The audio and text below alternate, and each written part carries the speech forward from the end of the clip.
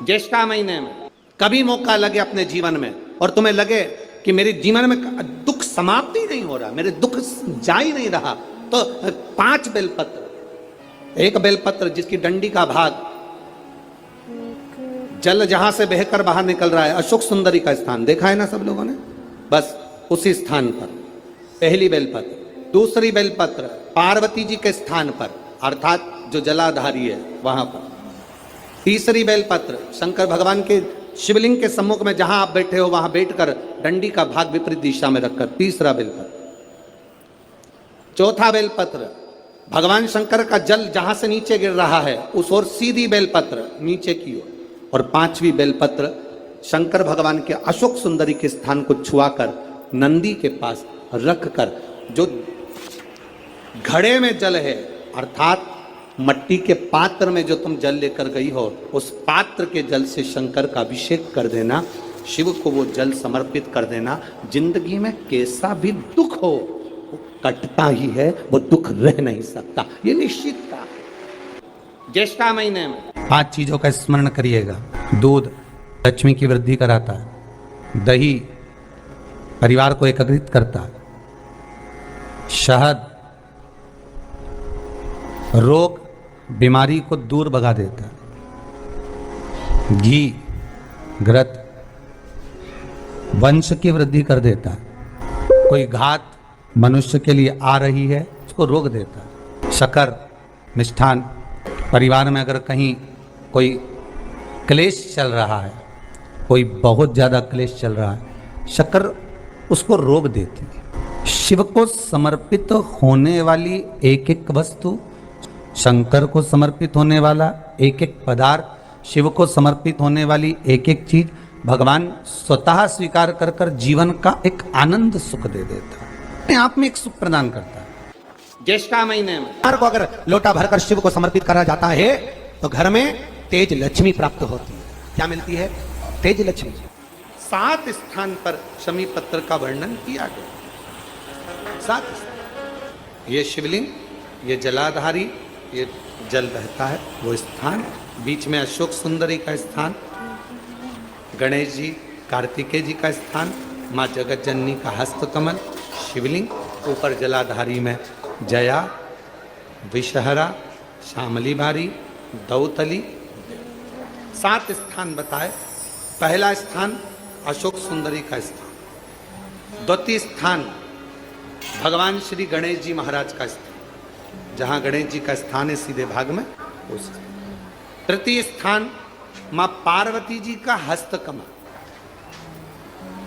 चतुर्थ स्थान भगवान शंकर का शिवलिंग। चौथा स्थान।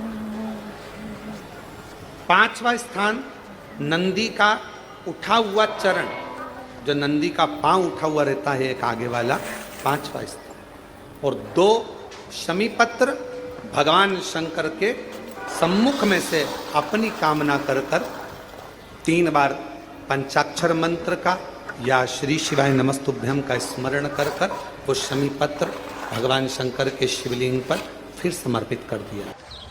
अगर ये 7 शमी पत्र समर्पित कर कर एक बेलपत्र शिव जी को समर्पित करा जाता है तो धीरे धीरे कैसा भी बड़े से बड़ा रोग हो वो धीरे धीरे कटना प्रारंभ हो जाता है। एक बेलपत्र में इतना बल होता है कि 64 योगनियां, 33 कोटि देवताओं की धर्म पत्नियां, देवियां, 64 योगनियां, देवियां, सारी सिद्धियां, निधियां सब बेलपत्र के इस पत्ते के दोनों पत्ते और पत्ते के बीच में जो डंडी होती है, जो बची हुई जगह होती है, सारी निधि, सारी सिद्धि और सारी देवियों का स्थान होता है। जब हम एक बेलपत्र को दिल से अपनी कामना कर कर देवाधिदेव महादेव को, ये शिवलिंग जलाधारी, ये जल बहता है, बेलपत्र समर्पित करते हैं दक्षिण में बैठकर जब डंडी का मुख उत्तर की ओर कर कर बेलपत्र अपने मन से कामना कर कर शिवलिंग पर समर्पित करते हैं तो ऐसी कोई कामना नहीं जो मेरा महादेव पूरी ना करता। रविवार को अगर लोटा भरकर शिव को समर्पित करा जाता है तो घर में तेज लक्ष्मी प्राप्त होती है। शिव पंचायत के 2 देव ऐसे हैं जिनको रोज जल चढ़ाया जाता है, एक सूर्य नारायण और दूसरे मेरे देवाधिदेव महादेव। दोनों पर जल रोज चढ़ता है प्रतिदिन। शिव पंचायत में गुड़, चावल, लाल फूल और लाल मिर्ची के 11 दाने पानी के कलश में तांबे के लोटे में लेकर हाथ को ऊंचा कर नेत्र, नासिका, वक्षस्थल के सम्मुख में जो सूर्य नारायण को अर्घ देता है, जल चढ़ाता है, पर जो सूर्य को अर्घ रविवार के दिन दे देता है, अगले रविवार तक पैसे की आवक आना प्रारंभ हो जाती है।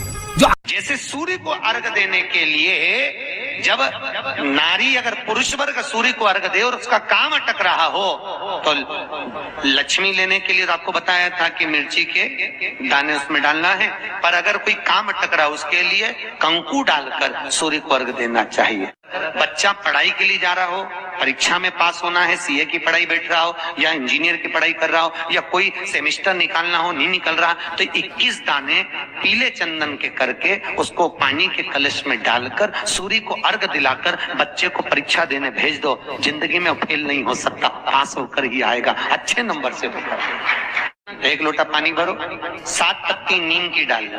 काय की डालना? नीम, कड़वी नीम, मीठी नीम नहीं, कड़वी नीम। 7 पत्ती नीम की डाल लो और 7 उसमें बेलपत्र डाल लो। जिस व्यक्ति का ब्लड प्रेशर हाई हो, लो हो, उसके कमरे में उसको प्लेट से ढककर रख दीजिए। सुबह स्नान कर कर वही व्यक्ति जिसका ब्लड प्रेशर ऊंचा नीचा होता है उसको शिव जी को समर्पित करना। शिव को चढ़ाकर उसी का पानी 7 बार उसी स्थान पर ग्रहण कर लेना। व्यक्ति का ब्लड प्रेशर बराबर हो जाता है। एक दिन नियम से कर रहे हो तो 15 दिन कर लो, उसमें बराबर। फिर कभी जिंदगी में ब्लड प्रेशर की बीमारी चली ही जाती है, कोई दिक्कत नहीं है। सूर्य देव को, शिव पंचायत के सूर्य देव को जब हम जल समर्पित करते हैं तब हमारे जीवन का सारा सुख, रोग मुक्ति, और सबसे मूल यही है कि रोग ना रहे शरीर में। और एक बात और कहिए,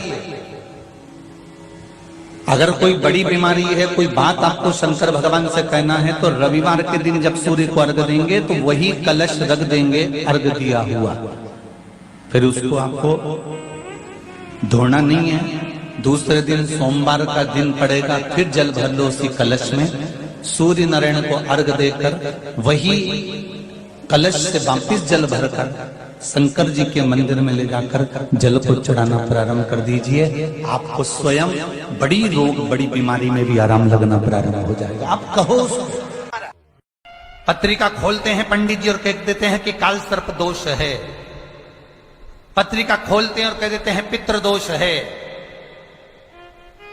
उनसे मेरा निवेदन है, जिसकी पत्रिका में काल सर्प दोष है, पितृ दोष है, उनसे निवेदन करूंगा, यदि काल सर्प दोष है और आप त्र्यंबकेश्वर जाकर पूजन नहीं करा सकते काल सर्प दोष, तो एक तांबे के कलश में शक्कर भर लो, उस पे चांदी के 2 नाग नागिन रख लो। रविवार के दिन सिर के पास में, जिस घर में सोते हो, पलंग पर सोते हो, उस पलंग के थोड़ी सी दूर पर उस कलश को रख लो। सोमवार को स्नान करो, सुबह जल्दी उठकर दोनों नाग नागिन की पूजन करो। घर में किसी से ज्यादा बात ना करो।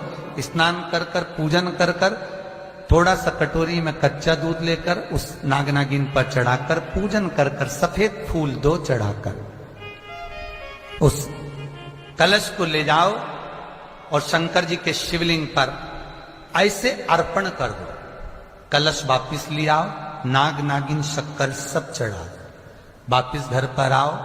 घर पर आकर फिर एक बार स्नान करो। महाराज, कितना भी भारी काल सर्प दोष क्यों ना हो, पितृदोष कैसा भी हो, उसमें आराम लग जाता है। सूर्य नारायण भगवान को रविवार के दिन पूजा जाता है। वैसे तो नियम से रोज जल चढ़ना चाहिए, पर अगर बीपी शुगर वाले हैं, आप रोज जल चढ़ा रहे हो तो रविवार सोमवार का ध्यान कर लेना। रविवार को चढ़ाए तो सोमवार को शिव जी को चढ़ाए, उसी तांबे के लिए।